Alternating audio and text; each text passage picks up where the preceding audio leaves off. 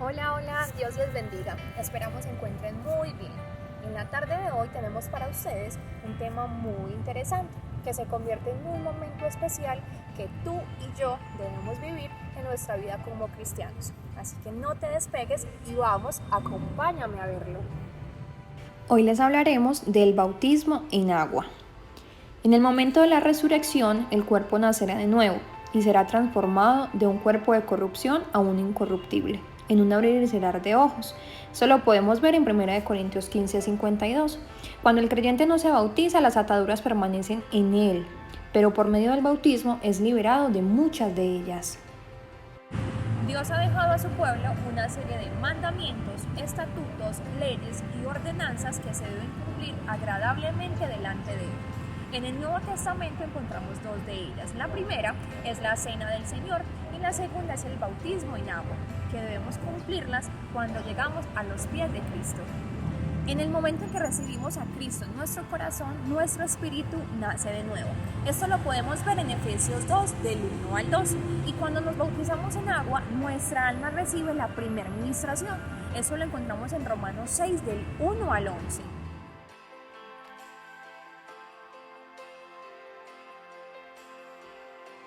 La palabra bautismo se traduce de la palabra griega baptizo, que significa sumergir repetidas veces, ser inmerso, purificar por inmersión o sumergirse, y también significa ser hecho limpio con agua. Esto nos indica que el bautismo nos purifica. También se traduce de la palabra bapto, que significa mojar o empapar, ser teñido o tomar el color de. En el diccionario dice que sumersión es meter una cosa debajo o dentro del agua o de otro líquido. La palabra bapto identifica la práctica que realizaban los artesanos que fabricaban telas con el propósito de teñirlas de un color determinado. Para ello, sumergían las telas en un recipiente o en un mueble, o aún en un agujero hecho en tierra, impermeabilizado con estuco u otro material, los cuales contenían el tinte del color deseado. Y habían varios hoyos o recipientes que contenían diferentes colores o matices. Según el color que desearan, así se elegía el recipiente en el cual estaba el líquido que le servía para mojar la tela. Esto nos enseña que cuando el cristiano se bautiza es teñido del color de Cristo. El bautismo en agua tiene muchos beneficios. Vamos a ver algunos de ellos. 1. Perdón de pecados. Dice la palabra en Hechos 2:38, y Pedro les dijo: arrepiéntanse y bautícese cada uno en el nombre de Jesucristo para que sus pecados sean perdonados y recibiréis el don del Espíritu Santo.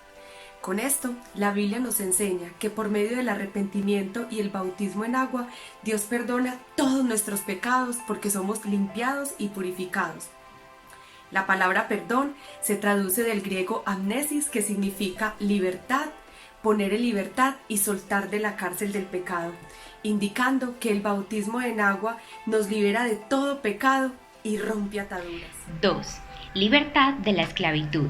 En 1 Corintios 10:2, la Biblia indica que cuando el pueblo de Israel cruzó el Mar Rojo, fue bautizado en la nube y en el mar, pasando de ser esclavos a ser libres.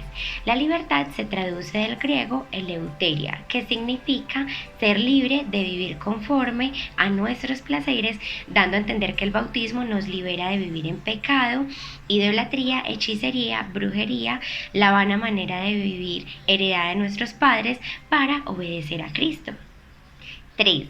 Debilitamiento del hombre viejo. Lo podemos ver en Romanos 6, del 1 al 11. Este pasaje nos indica que hemos sido bautizados en la muerte de Jesucristo. La palabra muerte en este pasaje se traduce del griego thanatos, que significa la separación del alma del cuerpo, dejando el cuerpo de funcionar y volviendo al polvo. Esto nos indica que el bautismo reduce la impotencia del hombre viejo para que el nuevo hombre pueda crecer y hacerse robusto. Cuando el cristiano no se bautiza, el hombre viejo es fuerte y lo domina, llevándolo a pecar. 4. Sepultados. Dice la palabra en Génesis 3:19 que después de que Adán hubo pecado, el Señor le dijo: con el sudor de tu frente comerás del fruto de la tierra, pues de ella fuiste tomado.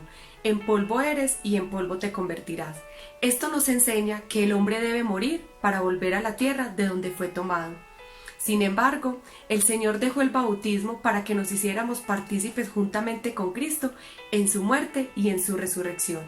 La palabra sepultura viene del griego suntapto, que significa sepultar con o juntamente. Todo esto es en sentido metafórico, para enseñarnos que cuando nos bautizamos o somos sumergidos en el agua, somos sepultados juntamente con Cristo en cuanto al pecado. Por eso ya no podemos practicar más el pecado, pero que cuando somos levantados nos hacemos partícipes con Él en su resurrección. Quinto, resucitados para andar en novedad de vida. La palabra resucitar viene del griego suneheiro, que significa levantar juntamente con. De la misma manera, en Romanos 6:4 dice de que somos sepultados juntamente con Cristo en su muerte a través del bautismo. De la misma forma, cuando el Señor Jesucristo resucitó, lo hizo en un cuerpo espiritual, es decir, de que cuando nosotros somos levantados de las aguas del bautismo, resucitamos juntamente con Él y somos cambiados para andar en una nueva vida.